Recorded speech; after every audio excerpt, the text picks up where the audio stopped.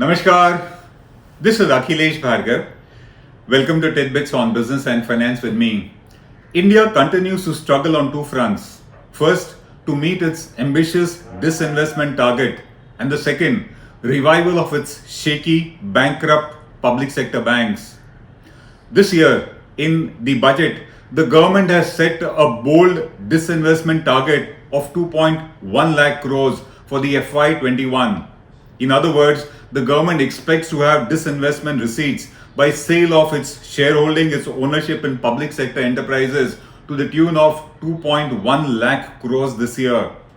In the current circumstances, in the current conditions of the economy and the markets, this target of 2.1 lakh crores seems to be impossible to meet. Moreover, that favorite option of the government, which is forcing one public sector enterprise to buy another, is no longer really available. In the past, in order to meet its disinvestment targets, the government had compelled one PSU to buy another. ONGC bought HPCL for 37,000 crores and its balance sheet was completely emptied. Power Finance Corporation bought REC for 14,400 crores, but PSU bank balances are now empty. And this option of forcing one PSU to buy another in order to meet the government's disinvestment targets is no longer available. On the other hand, the government has certainly run out of options and gimmicks in order to revive its sick and bankrupt public sector banks. So far, what has the government tried? The government has tried to merge banks. 10 public sector banks have been merged into 4. No great improvement has come out of it. The Reserve Bank put many public sector banks which were bankrupt into a prompt corrective action regime in order to nurse them back to health. No great improvement seen because of the PCA. State Bank of India's sister banks were merged into one. SBI has not seen some magic happen across the table. And while all these were failing, the government was forced to continue to recapitalize banks. In the past 3 years alone, the government is estimated to have pumped in additional capital, which is public money, to the tune of 3 lakh crores in order to recapitalize bankrupt public sector banks for their survival. Despite all these measures, despite this recapitalization, the sector remains shaky and we are expecting yet another giant wave of NPAs, which is only going to give a body blow to the sector. The GDP has been falling, the NPAs have been increasing, and the banks are in no position to take yet another hit to their finances, to their balance sheets. The solutions to these two problems, that of disinvestment targets and revival of sick public sector banks, perhaps lies in the privatization of public sector banks. A report says that the government is contemplating such a move. The government is proposing to privatize all those banks which have remained unmerged after those mergers took place. And in this list of proposed PSBs which are likely to be privatized are Bank of India, Indian Overseas Bank, Central Bank of India, Punjab Sind Bank, UCO Bank and Bank of Maharashtra. This proposal to privatize public sector banks, it draws support from the government policy wherein in the stimulus package in May it was announced that the government proposes to declare certain sectors to be strategic, and in those sectors there will be only 4 to 5 government players and otherwise the sector will be thrown open to private participation. Banking is being considered to be a strategic sector and therefore only 4 to 5 public sector banks would remain and the rest of them are likely to be privatized as per the present plan which is being reported.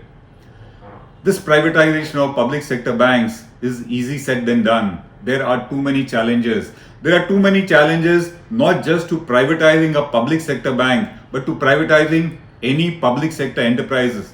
We have seen how the privatization of Air India has been languishing for years and no result has come out of it. Something similar would happen in the case of privatizing public sector banks unless we recognize the challenges which are there and try to put in the right measures. What are those? Let's consider them.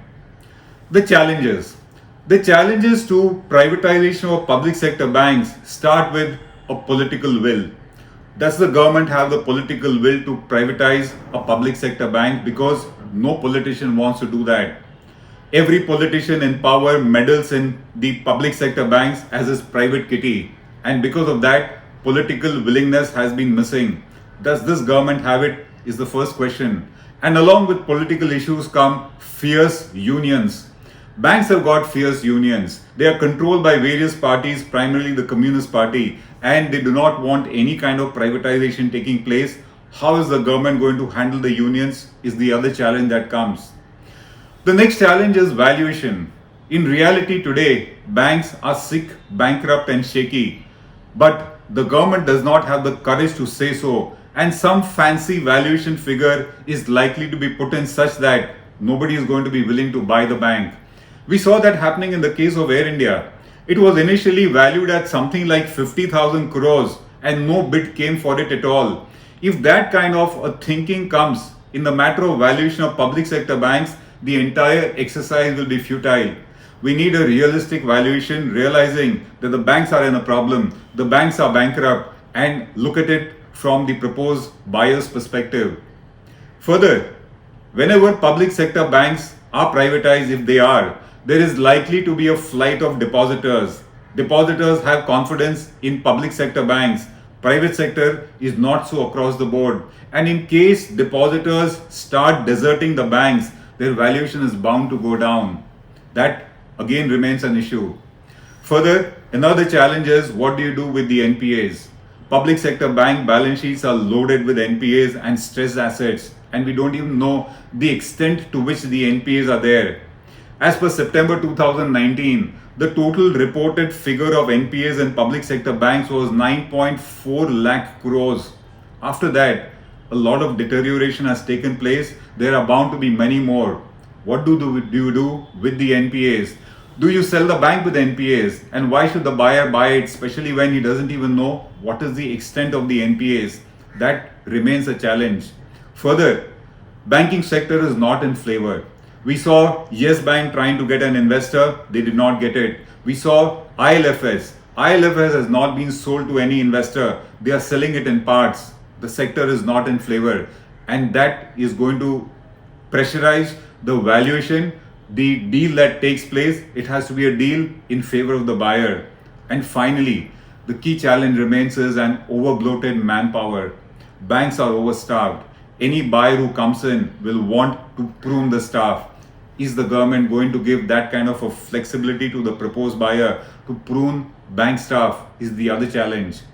These challenges need to be met in case the government is serious about privatizing public sector banks. And what needs to be done in order to make privatization of PSBs a successful endeavor? The first one, do not put any precondition on the buyer in terms of staff, in terms of bank closures, in terms of sacking of surplus manpower. The only condition that you should put in is in terms of the financial strength, capability and net worth of the proposed buyer, but nothing to do with branch closures and staff dismissals. If any such precondition is put, like we saw in the case of Air India, the exercise will not succeed. The second is certainly give the buyer a free hand to now manage the bank. Once he buys it, it is his responsibility, it is his money at stake, and the government will have to stop trying to meddle in their management or come out with regulations which are frivolous. Let the buyer be without any past baggage in case you want him to successfully revive these public sector banks. The next, according to us, is that the entire process of privatization must be simple, transparent and easier to understand.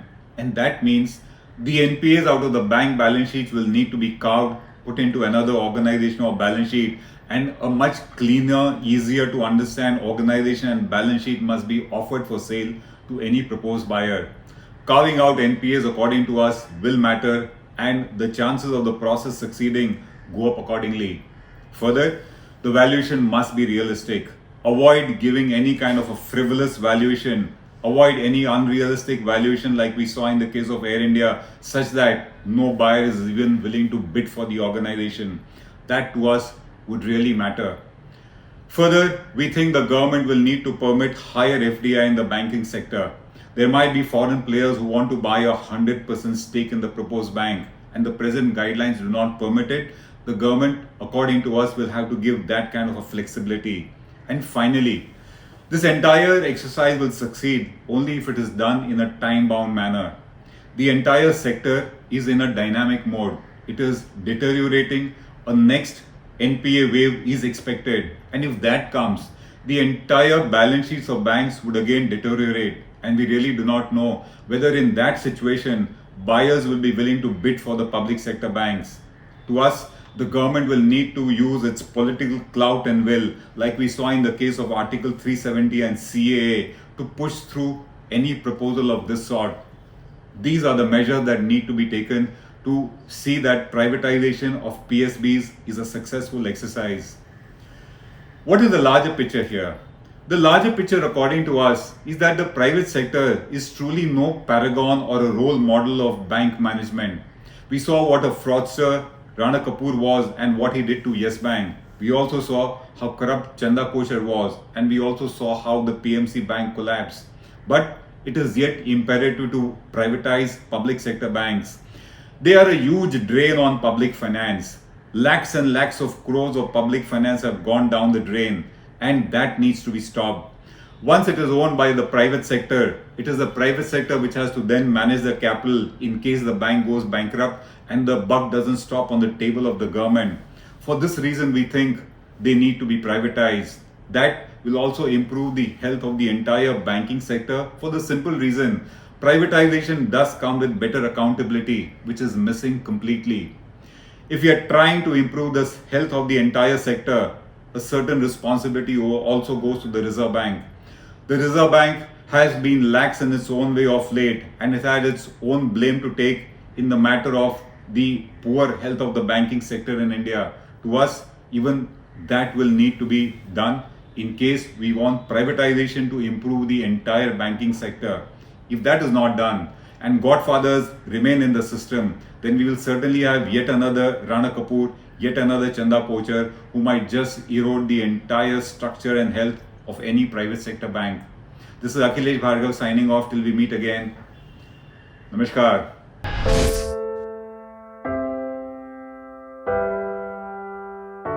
हमारे घरों में भी बच्चे होते हैं जो हमसे प्यार दुलार की आस करते हैं। हमारा भी जीवन साथी है जिसको हमारे ड्यूटी से घर आने का इंतजार होता है।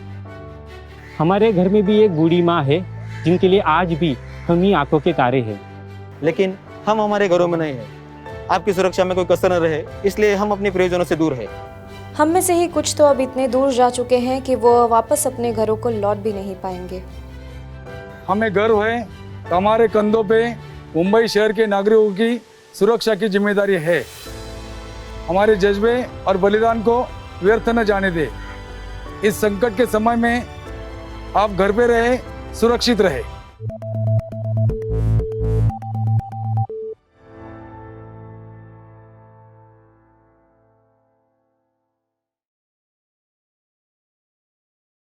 Now be the first to know about the latest updates on our new news app. Go on your Android or iOS, search for HW News Network. Download our app, choose the language you prefer to get updates in, and be up to date with the latest news. If you like this video, please share it, and we would love to hear your comments in the comments section down here. Also, please do like our Facebook page and follow us on Twitter to get minute-to-minute news updates. For more such shows and videos, well, subscribe to our YouTube channel.